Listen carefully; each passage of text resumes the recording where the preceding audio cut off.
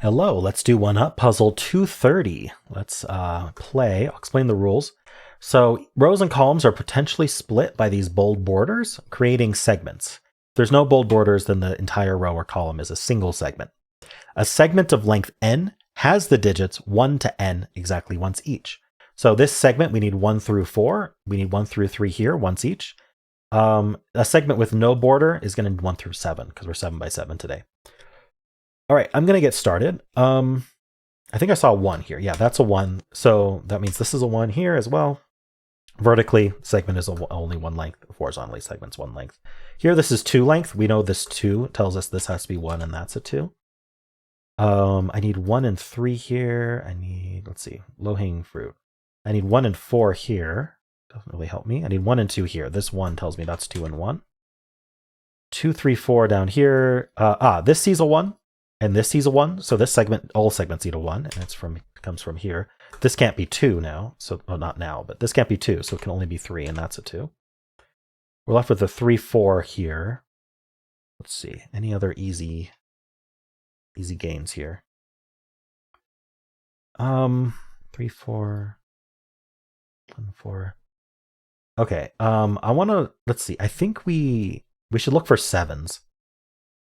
How many 7s do we expect is the first question. Well, only rows and columns that have no borders are going to have 7s. And the 7s are going to appear at the intersection of two 7-cell segments, because a segment that's less than 7 in length can't have a 7. So what we can do is we can kind of just look at where 7s might come from, and I'm gonna mark that. So this row needs a 7, and it can come from this column, or this column, but it already has a 6 in it, so not that one. So we're expecting 3 in total. This row has a segment, this has a segment. Okay, here we need a 7 here, or at the very end here. Notice this is 6 long because we have this black square there. And then this is our last row. It would get a 7 from here or here. So we can't immediately place any 7s. We have some restrictions on where they can go, but not enough to force one way it happens. But now I'm going to look at 6s. We got to be a little bit careful because there's going to be a row like this row that needs a 6 that doesn't need 7. We still have to mark it.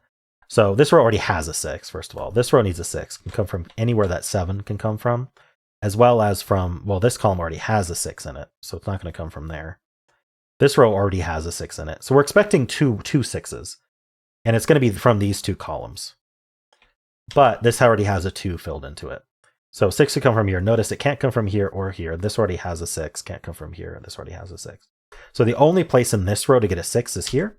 That used up one of 2 places we could get 7 in this row. So the 7 comes from here. Now we only needed 2 6s. It's going to be these 2. This can't be 6 anymore. This can't be 7 anymore. So now we're down to this rectangle of 7s. We can't resolve it yet, but I think if we look at 5s, that might be helpful. So let's do that. Let's look at who needs a 5. So anywhere that we need a 7, we could also have a 5. And I don't think there's no 5s placed yet, so we don't need to worry about that. This is 4 length, 3 length, 5 could come from here. This is 4 length, 5 could come from here. But in fact, let's look at this column real quick.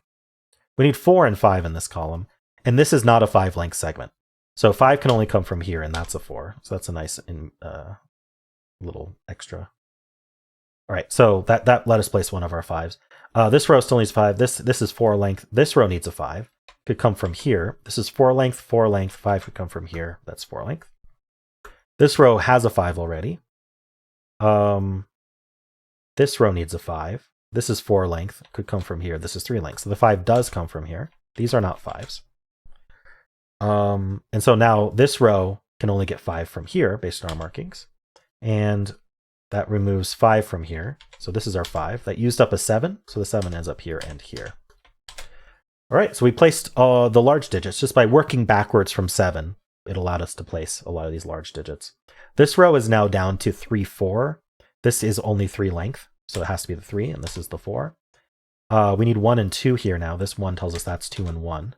Here we need 2 and 3. That is not resolved. Here we need 1 and 3. Not resolved. What do we need here? We need a 3 and a 4 here. This 4 tells us that's 3. That's 4. That 4 comes up, telling us that's 1 and 4 for this segment. We need a 1 and a 3 here. This could go either way, actually. Okay. Here we need This column, we need a 2 and a 3. This 2 tells us that's 3, that's 2. That gives us the 1 and the 3.